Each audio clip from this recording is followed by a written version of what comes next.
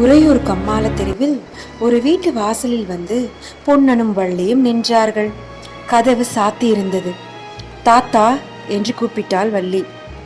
சற்று நேரத்திற்கெல்லாம் கதவு திறந்தது. திறந்தவர் ஒரு கிழவர்.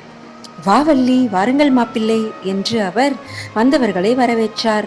பிறகு வீட்டுக்குள்ளே நோக்கி, கிழவி இங்கே வா, யார் வந்திருக்கிறது பார் என்றார்.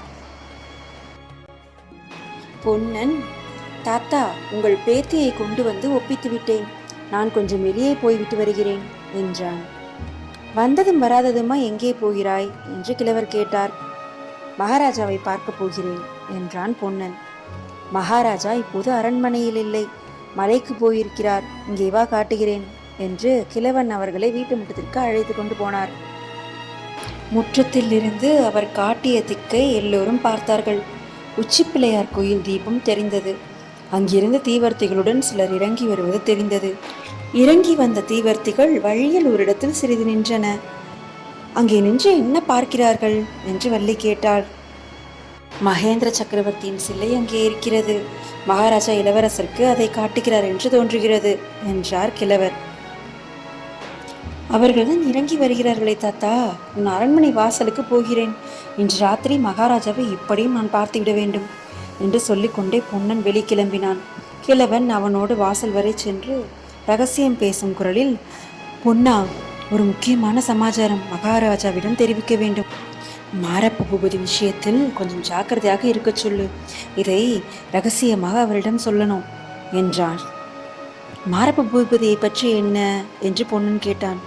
அதெல்லாம் அப்புறம் சொல்கிறேன், மகாராஜாவின் காதில் எப்படியாவது இந்த செய்தியை போட்டுவிடு.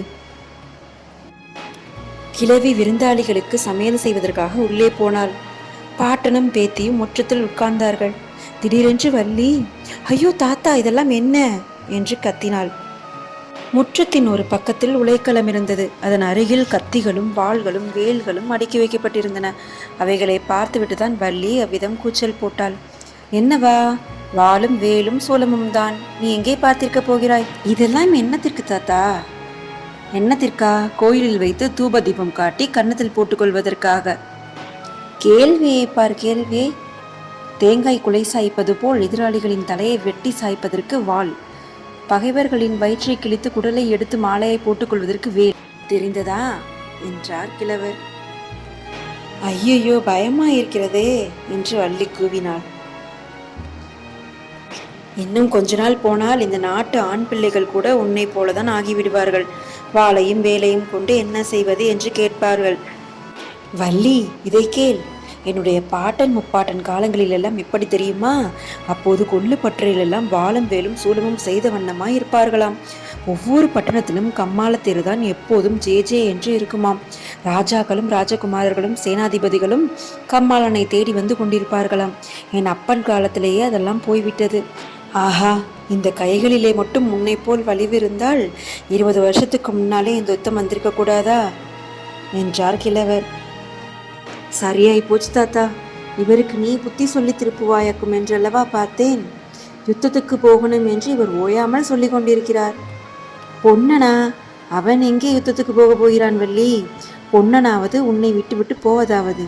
துடுப்பு பிடித்த கை வாளை பிடிக்குமா? பெண் மோகம் கொண்டவன் சண்டைக்கு போவானா? அப்படி ஒன்றும் சொல்ல வேண்டாம் தாத்தா, இவர் போகணும் போகணும் என்று துடித்து கொண்டுதான் இருக்கிறார். மகாராஜா தான் வரக்கூடாது என்கிறார். அடடா, உன்னுடைய அப்பனும் சித்தப்பன்மார்களும் மட்டும் இப்போது இருந்திருந்தார், ஒவ்வொருவன் கையிலும் ஒரு வாளையும் வேலையும் கொடுத்து அனுப்ப மாட்டேனா?